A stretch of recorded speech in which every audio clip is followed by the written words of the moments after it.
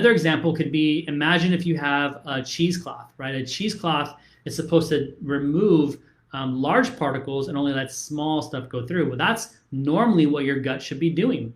And so if you have these microscopic holes, now these large particles, kind of like if you cut the cheesecloth, are going to go through, and it's going to reduce your ability to do its job.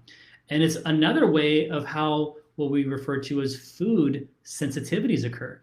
Because food sensitivities occur when the immune system starts attacking foods that it's not supposed to be attacking. So let's just say one of those large molecules comes through and it is corn, right? And so your immune system sees that and starts attacking it because it's not supposed to be there. And next thing you know, you have a sensitivity to corn.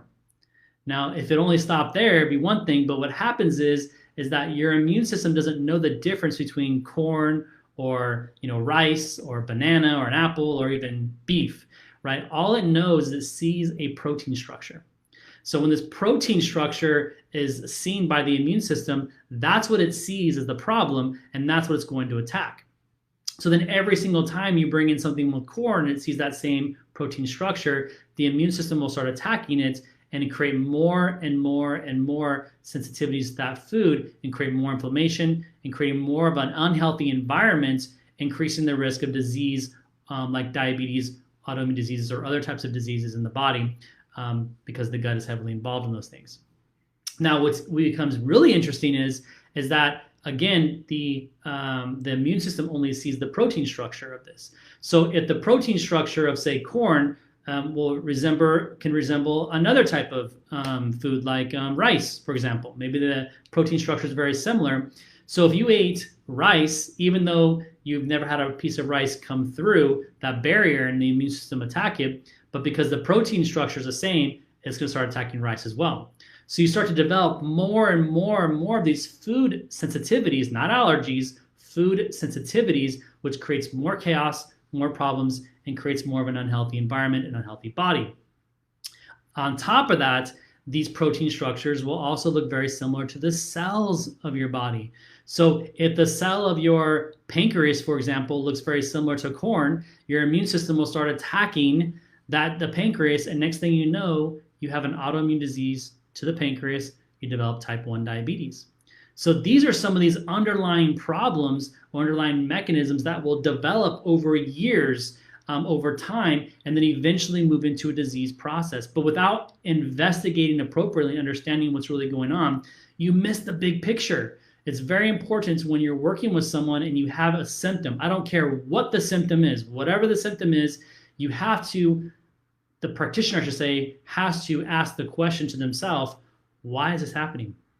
What is causing that symptom? And what tests do I need to run to understand what is causing that symptom and why the person has that disease process or whatever condition they're dealing with?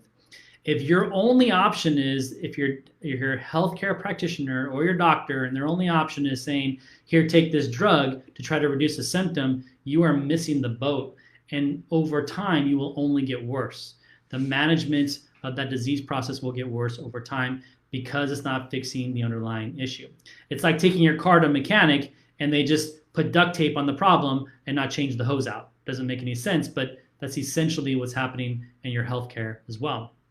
So what type of things can we do? Is there a way to test to see if the person has a leaky gut or some of these other underlying GI problems that could be contributing to their overall dysfunction and their diabetic condition and some resistance or what other condition they're dealing with as well?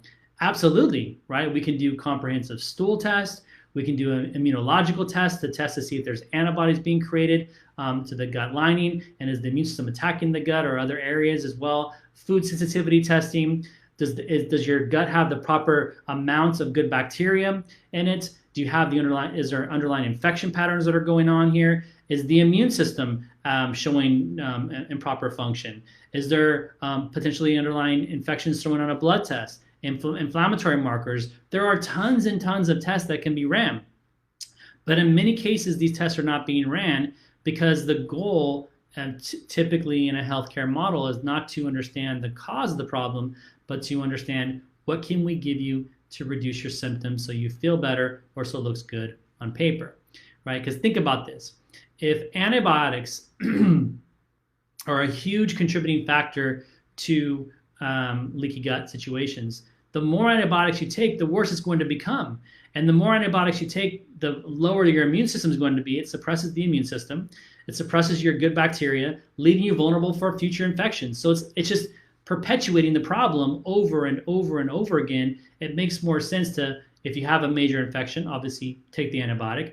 But then once the antibiotic is done, you need to find a practitioner who can help you get your gut healthy again to reducing the risk of future issues, like we've been talking about here today. So, just this one concept, right? There are hundreds of others that could be contributing to disease process like diabetes or other diseases. But this one simple analysis here can determine if you have this underlying problem that many of our patients that we see in our practice have.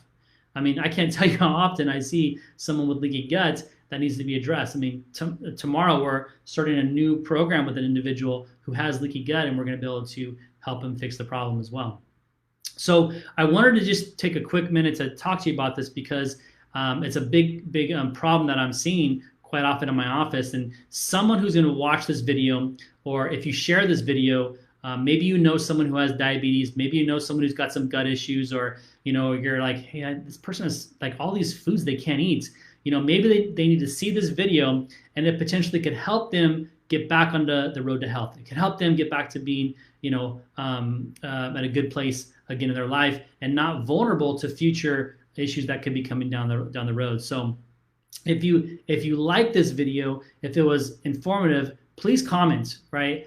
Put a comment down below so that I know that this information is valuable to you and you're excited about it. Share the video so then someone a loved one, a coworker, a friend, spouse, sibling, they have this information and it could very well maybe help them in the future from having to go down a path of misery and discomfort as well. So, and if there's anything that any questions that you have, please comment there as well. Or if there's any other topics that you want me to discuss that you're dealing with, you're not really sure what to do or how to handle it, or you're just not really sure about the whole concept of what you're being told, I can definitely do more videos.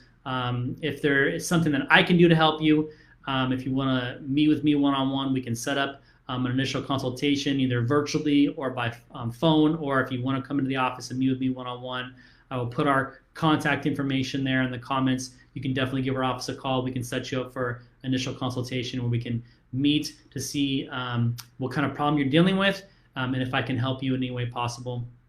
Again, I hope you're having an amazing day. Please stay safe out there. The air quality is not the best right now, but we're all here together to help each other. And if there's anything that I can do, please reach out and I'll help out any way possible. Have a great rest of your day, guys. Take care.